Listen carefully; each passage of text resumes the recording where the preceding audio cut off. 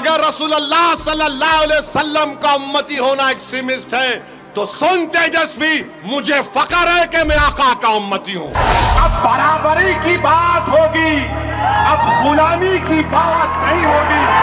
अरे पूरा सीमांचल मेरा है, बता तेरा क्या है?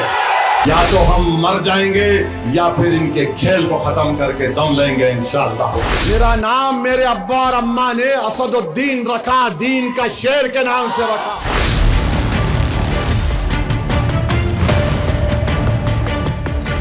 सीमांचल के रण में असदुद्दीन ओवैसी दहाड़ रहे हैं, पूरा दम लगाकर एनडीए और महागठबंधन दोनों को ललकार रहे हैं। जब से सीमांचल में आई सबकी नींद हराम हो चुकी है। जो कोई आता है, हर मोदी से लेके अमित शाह से लेके नीतीश कुमार, तेजस्वी, कांग्रेस, एक नई पार्टी आई वो भी ओवैसी क्यों आता?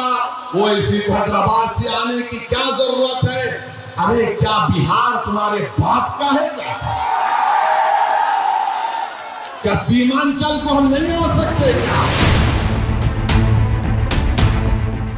असदुद्दीन ओवैसी के तेवर देखकर महागठबंधन में खलबली मची हुई है, जिसने असदुद्दीन ओवैसी की काट के लिए सीमांचल में कद्दावर मुस्लिम नेताओं को काम पर लगा दिया है।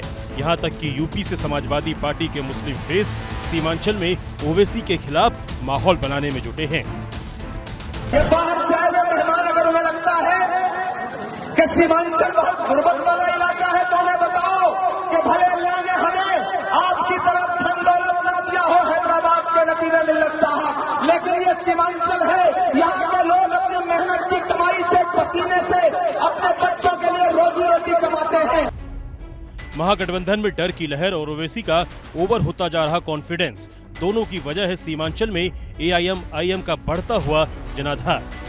2020 के विधानसभा चुनाव एआईएम ने सीमांचल की 24 में से 20 सीटों पर चुनाव लड़ा और 5 सीटें जीतकर सबको हैरान कर दिया। ये पांचों सीटें कांग्रेस और आरजेडी के पास थीं। इतना ही नहीं, 20 सीटों पर एआईएम ने 14.28% वोट भी हासिल कर लिया। और इस बार ओवैसी ने सीमांचल की 15 सीटों पर ताल ठोक दी है, जिससे महागठबंधन की धुकधुकी बढ़ी हुई है, क्योंकि सीमांचल के जो मुसलमान कांग्रेस और आरजेडी के कोर वोटर हुआ करते थे, उन्हें भड़काने में ओवैसी कोई कसर नहीं छोड़ रहे हैं। अगर मुल्ला का बेटा उप मुख्यमंत्री बनेगा तो मोहम्मद का बेटा भी प्रधानमंत्री या फिर मुख्यमंत्री बनेगा।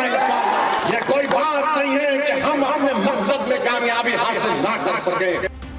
ये वही ओवैसी हैं जिन्होंने महागठबंधन में शामिल होने की इच्छा जताई थी, लेकिन जब तेजस्वी और राहुल ने भाव नहीं दिया तो सिर्फ 6 सीटें मांग रहे ओवैसी ने 25 सीटों पर अपने उम्मीदवार उतार दिए, जिनमें से 15 सीमांचल की सीटों पर है, जिसे ओवैसी ने अपना बदलापुर बना लिया है। सुन लो जालिमों, तुम्हारे दिन करीब है, तुम्हारा जुल्म खत्म होगा इंशाअल्लाह ताला। पूरा खेल खत्म ओवैसी करेगा। या तो हम मर जाएंगे या फिर इनके खेल को खत्म करके दम लेंगे। महागठबंधन को डर सता रहा है कि कहीं ओवैसी सीमांचल में उसका खेल वाकई खत्म ही ना कर दे, क्योंकि सीमांचल में मुस्लिम वोटर माई बाप है, जिन्हें ओवैसी के पाले में जाने से रोकने के लिए महागठबंधन उत्तर प्रदेश तक से समाजवादी पार्टी के मुस्लिम चेहरे सीमांचल के चुनाव मैदान में उतार रहा है। इस बार आपके पास मौका है, अगर इस बार मायूस हो गए तो फिर लंबा मौका हाथ से चला जाएगा।